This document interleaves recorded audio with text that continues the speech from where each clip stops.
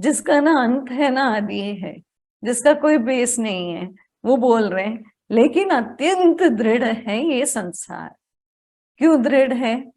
अगर अभी हम लोग पूछे कि संसार है कि नहीं है, हम लोग बोले है, दिख रहा है। स्वामी जी हमेशा पूछा करते आपको दिख रहा है? हाँ दिख रहा है, तो फिर संसार है, खत्म।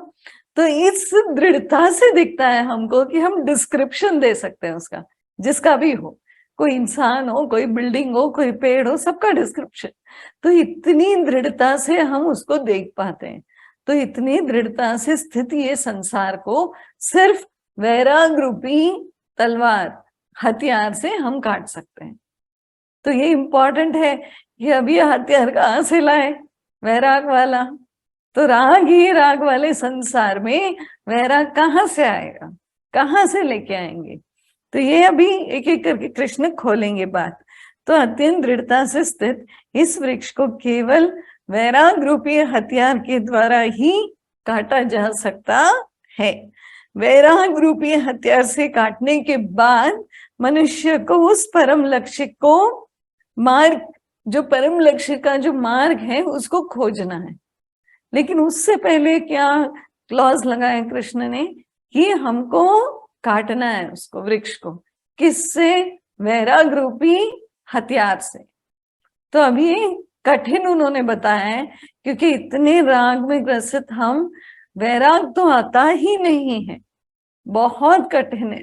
और ठीक है, कभी कभी छोटा छोटा वैराग आता है, ऐसा ऐसा हल्का फुल फुल के आता, लगता है बस बस ये बहुत हो गया, I am tired of this, मैं इससे थक गई, मैं उससे।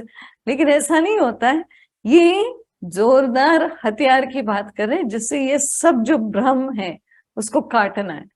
तो अब वो बोल रहे हैं कि इसके बाद ही जब काट लेगा वैराग रूपी हथियार से तो ये वृक्ष को, संसार रूपी वृक्ष को, तब ये मार्ग पर निकल सकता है परम खोज की, परमात्मा की। और हमको भी लग रहा है वैराग की कोई जरूरत नहीं है, हम वैसे ही निकल पड़ेंगे, हम वैसे ही निकल तो पड़ेंगे, लेकिन हमारे पास कोई जीपीएस नहीं है, कोई रास्ता ही नहीं पता हमको। जो लग रहा है कि हम परमात्मा की तरफ जा रहे हैं, बट एक्चुअली हम लोग संसार में ही जा रहे हैं, क्योंकि हमको डायरेक्शन नहीं पता है।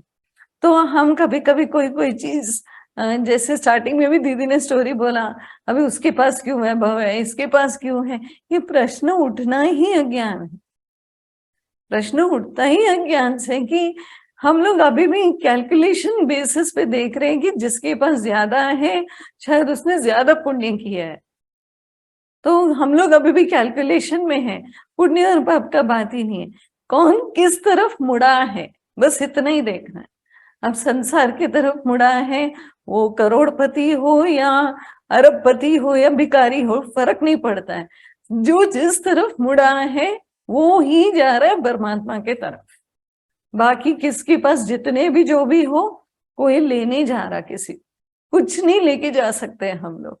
तो फिर इतना सब हम लोग सोच रहे हैं, इतना करोड़ों रुपया है, वैभव है, फेम है, एक्सेट्रा है, क्या करना है? लेकिन ये सब आएगा जाएगा। इसमें प्रश्न उठना था, ये क्यों आ रहा है और इससे वैराग क्यों नहीं आ रहा है मेरे को? उसको वैराग नहीं आ रहा था कहानी में, वो आदमी बहुत खुश था और शांत था, इतने पैसे लेके, इतना वैभव लेके। एक दिन आएगा, लेकिन जैसे होगा कि उसको वैराग आएगा, उसको प्रश्न उठेंगे, और तब जाके उसका शुरू होगा जर्नी। अब तक नहीं शुरू हुआ है उसका।